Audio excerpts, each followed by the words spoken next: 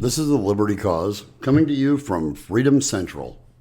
And we have been working diligently to connect the dots on this deal offered to Jane Shang for her 6 felony charges that were brought by the Florida Department of Law Enforcement, FDLE.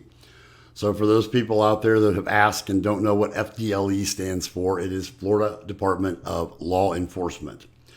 So 6 felony counts, 4 of Florida Statute 104.011, false swearing, submission of false voter registration information, 2 counts of Florida Statute 104.15, unqualified electors willfully voting, and unfortunately, there was 1 count of Florida Statute 104.011, false swearing that the statute of limitations had run out on, and FDLE was not able to bring that particular charge. But in a previous video, we went through the deal, the pretrial intervention contract that was offered to Jane Shang.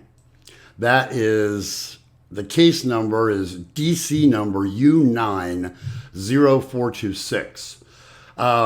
Seems right now the Clerk of the Courts has no records of this, and the Department of Corrections has no records, even though this falls under the Department of Corrections.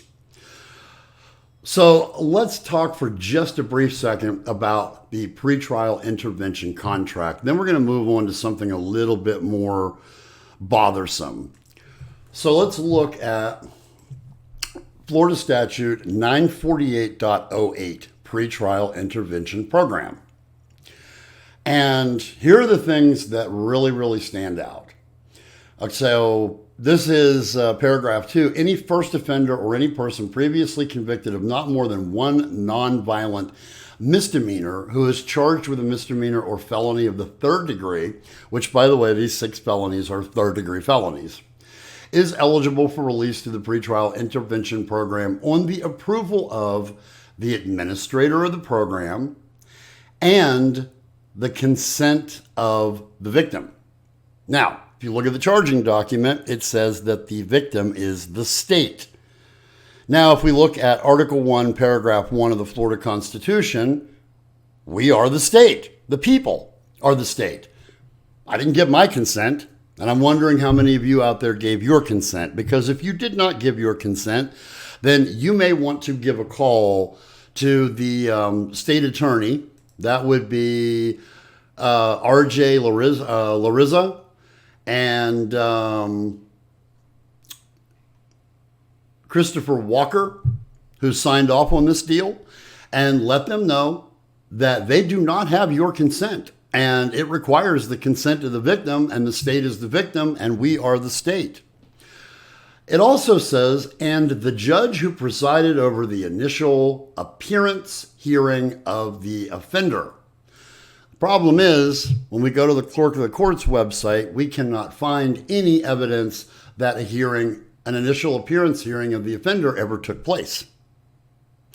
So there are some very shady things going on with this. And there are a lot of people involved in hiding a lot of stuff with regards to this case. Now, something else interesting that just started happening a couple of weeks ago at the city commission meetings was the mayor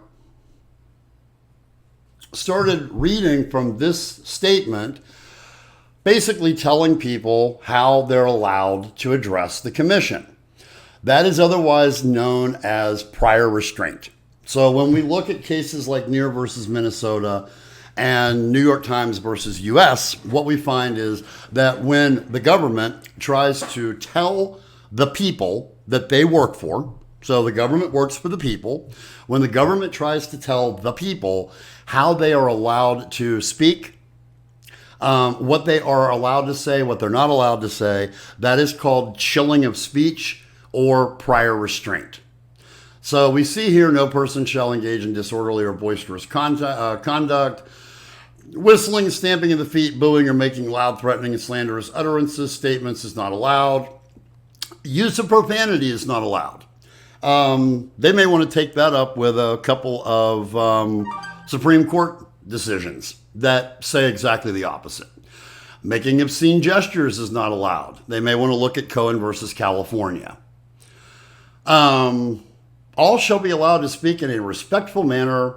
Well, we don't have to speak to them in a respectful manner. They don't deserve our respect, and we're under no obligation to show them any respect. If you don't feel like it, go up there and you can tell Heidi that she can shove this statement up her ass if you want to. It is absolutely, that is a First Amendment protected activity. You have the right to free speech. And if they decide that they are going to, and I think it says here, people will be removed from the commission chambers. Verbal attacks on commission members, city staff, or members of the public are not allowed and will be ruled out of order by the mayor. Well, the mayor can rule things out of order all day long. She can sit up there looking like a moron, beating on the desk with her little, piece of wood, looking like a big baby all day long. What she cannot do is have anybody removed from commission chambers. And I really wish she would, because we really need to get a good class action lawsuit.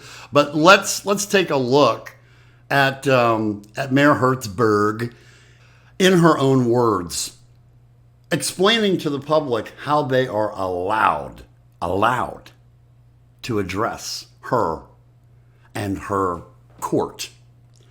This sounds more like a king. This does not sound like a mayor. This sounds like a king. You're done with your reports, Dr. Cooper. Okay, the next on the agenda is the public forum. And for the public forum, members of the public, I would like to take a minute to remind everyone of the operating guidelines for addressing the commission, the city staff, and other members of the public. The Deltona Commission encourages the public to participate on all matters before the commission.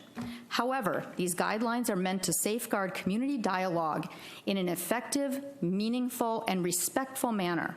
All persons attending the commission meeting and/or speaking before the commission must treat one another courteously and listen to each other respectfully. No person shall engage in disorderly or boisterous conduct. Whistling, stamping of feet, booing, or making loud, threatening, and slanderous utterances or statements is not allowed. The use of profanity is not allowed. Making obscene gestures is not allowed. All shall be allowed to speak in a respectful manner without interruption. Verbal attacks on commission members, city staff, or members of the public are not allowed and will be ruled out of order by the mayor. Persons continuing in this conduct will be removed from the commission chambers. So there you have it. The Queen herself telling the peasants, this is how you will address us. And I love how she says here, all shall be allowed to speak in a respectful manner without interruption. Go to the city's website and go back and look at countless number of previous videos of previous commission meetings and watch how many times Her Majesty has interrupted the people speaking from the dais. Again, we're connecting dots. Just last week, Jane Shang signs this sweetheart deal. Somehow in this sweetheart deal, the signature of a judge is missing. The consent of the victim, which is us, seems to be missing. And they knew this information was going to get out. And right before this information surfaced, Heidi Hertzberg starts reading this statement over and over again before public forum. This statement had never been read before public forums in the commission meetings before. Heidi knew that things were about to get bad, that people were about to get angry. Heidi was most likely, I can't prove this, this is a hypothesis, it's an opinion. I would imagine she had something to do with this deal. She called, that she, along with others, they called in political favors or made political demands so that Jane Shang could get this pretrial intervention contract, which, if we read this statute, it doesn't really even look like she qualifies for. This, as you go through this over and over again, this statute deals with controlled substance with drug offenders. This looks like it is a statute written for people with first-time drug offenses. Nowhere in here does it say that it's written for a public employee who has 6 felony charges and has breached the public trust. So again, if you don't like any of what you're seeing here, look in the description below, and there's going to be a list of email addresses. Contact those people by email. Like, share, and subscribe, and we will return as soon as we have any more new information. Liberty Cause from Freedom Central saying thank you.